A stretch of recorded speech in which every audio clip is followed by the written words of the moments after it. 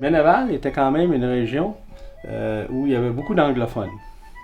Puis le nom de Meneval, d'ailleurs, vient de Louis-Alexandre des Friches de Meneval, qui a été appointé gouverneur de l'Acadie par le roi de France en 1687. Puis c'est là que Meneval a pris son nom. Mais après la Première Guerre mondiale, le gouvernement du Canada a cédé plusieurs terres à des anciens combattants de la guerre. Beaucoup de vétérans de la Première Guerre se sont installés dans la région de Meneval. Des Gallant, des Johnson, des Thomas, des Guitard, des Corners, qui se sont installés dans le coin de Meneval. En plus, il y avait des opérations forestières qui se faisaient. Lorsque le moulin de W.H. Miller s'est construit, ça attirait encore beaucoup plus de monde. Il y avait un temps, qu'à Meneval, il y avait des épiceries, stations de service, restaurants, écoles, bureaux de poste, pistes d'avion, puis je suis certain que j'en oublie. Puis ici, on avait le magasin général. Ça, c'est tes parents, ça? Ça, c'est mes parents, ma mère, mon père, puis une amie, Madame Lebouc. Elle a tenu le magasin pendant presque 40 ans, de maîtresse de poste. Moi, j'ai jamais fumé de la cigarette de ma vie, mais j'ai fumé une cigare. Puis, dans le magasin général à Meneval, qui était à tes parents? Qui était à mes parents. On avait un gros poêle à bois dans le milieu du magasin. Puis moi, j'avais une mini chaise berceuse parce que j'avais à peu près peut-être 5 ans là. Puis j'étais à ras le poêle, puis il y avait un monsieur qui arrêtait souvent. À chaque fois qu'il descendait vers Campbellton, il arrêtait chez nous. Puis il fumait du cigare. Puis j'avais assez de senteur de cigare-là. Puis je le tannais. Je voulais avoir un cigare. J'avais 5 ans. J'aimais ça. Puis à un point, jusqu'à ma mère a dit, puis c'était M. Jean, pas de Jean. Ma mère, il a dit, donne-y un. Puis s'il peut être malade, il va arrêter de te tanner. Ça fait qu'il m'en a donné un. Bien sûr, j'en valais pas la boucane, mais j'aimais le goût. Puis j'ai 57 ans, puis je fume encore du cigare. Depuis l'âge de 5 ans. Oui.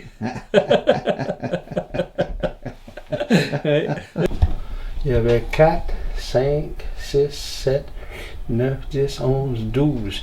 À partir de Whitesbrook jusqu'à Meneval, il y avait 12 moulins assis. Ça fait que on peut imaginer combien que ça engageait de monde, ça. Dans le moulin comme tel, en forêt pour la coupe de bois, le transport et tout ça, là. Ça fait que c'était une économie quand même forte, là. Il y avait beaucoup, c'était pas des gros moulins à part de Miller, mais tout le monde travaillait. Ici, on a une photo du moulin qui a été prise en 1941. Ça, c'est le moulin de W.H. Miller. Puis là, il y a une vingtaine d'employés qui est posé sur la photo. Ce monsieur ici, il est à genoux. Eux sont tous à genoux. Lui est à genoux. Eux sont debout. Puis il a pratiquement la même hauteur que ceux de la rangée en arrière. Alex Johnson mesurait presque 7 pieds. C'était un géant. Il avait la main aussi large que le visage de bien de ses collègues. Imagine-toi, j'avais peut-être 3-4 ans. Puis lorsqu'il venait chez nous, il jasait avec le père et la mère chez nous, il ne pouvait pas s'asseoir sur une chaise parce qu'il était trop pesant. Alors il s'assisait sur les marches d'escalier.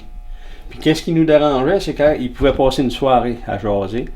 Puis si on était en bas, on ne pouvait plus monter en haut. Puis si on était en haut, on ne pouvait plus descendre en bas. On ne pouvait pas passer. Il était large, il était costaud. J'avais peut-être 10-12 ans, je ne m'en rappelle plus. Là. On était jeunes. On était comme haïssables aussi.